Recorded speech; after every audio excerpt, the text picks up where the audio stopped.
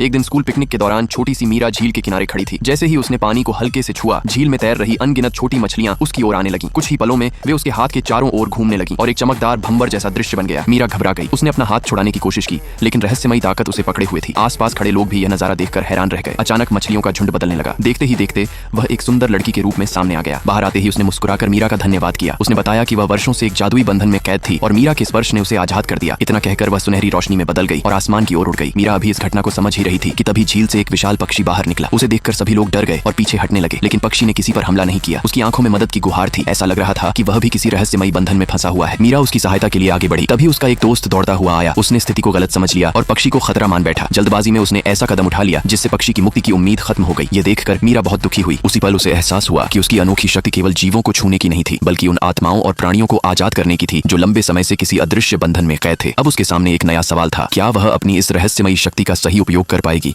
या फिर कई और बंधी हुई आत्माएं हमेशा के लिए कैद रह जाएंगी?